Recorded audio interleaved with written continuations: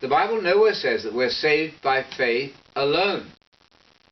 It does say that we're saved by faith.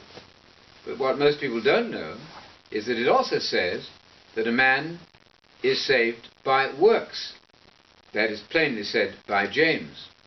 For example, he says in verse 24 of James 2, "You see then that a man is justified by works and not by faith alone." And I'm assuming that justification has to do with salvation. You've got to be right with God to be saved, and to be justified is to be right with God. So what is James's point here? A very easy one. There is faith and faith. There is genuine faith, which automatically carries works with it, and there is non-genuine faith, which is spurious, isn't going to save you. So he says in verse 14, "What use is it, my brothers and sisters, if someone says he has faith, but he has no works? Can that faith save him? Obviously not. That's not really faith. If a brother or sister is without clothing and you don't help him in any way, that sort of faith has no works and it's dead." So you will find that in 19, even the demons believe in the unity of God, the one God, the Father, the creed of Jesus, the unitary, non-Trinitarian creed of Jesus. Even demons believe that.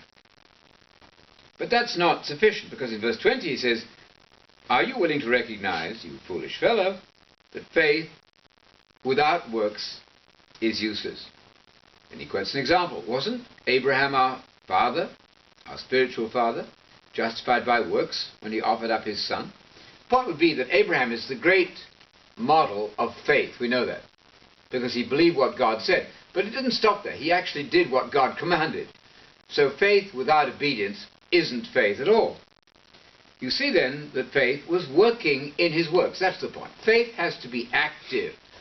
You can't simply say, "I believe," and do nothing. You must then carry out the will of God in order for faith to be genuine. In 23, the scripture was fulfilled. He says, "And Abraham believed God, and it was reckoned to him as being right," as being upright. And he was called the friend of God. You see then, in conclusion, that faith, if it isn't accompanied by works, if it doesn't produce works, is not going to save anybody. You see that one is justified. You see then that one is justified by the sort of faith that produces works.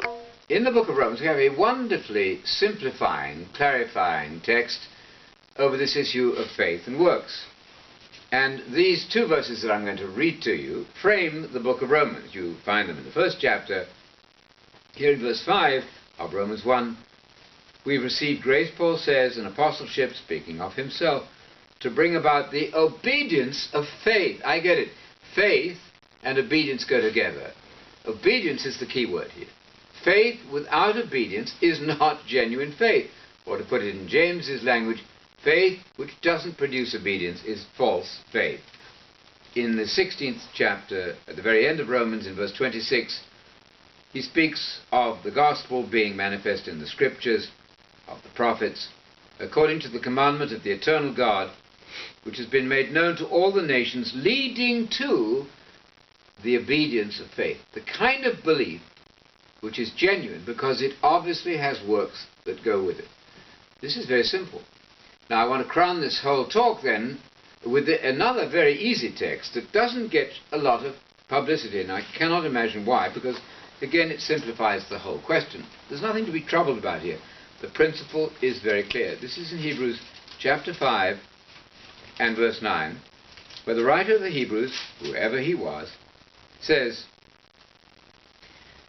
that Jesus was made perfect, and he thus became, to all those who obey him, the source of the salvation of the coming age, the eternal salvation, the salvation pertaining to the coming age of the kingdom.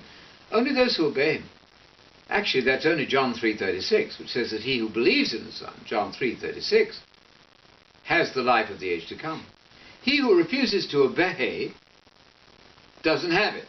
So the opposite side of the coin to believing in the Son is refusal to obey the Son. It's very clear. Salvation without obedience is not salvation. Faith without obedience and works is not genuine faith.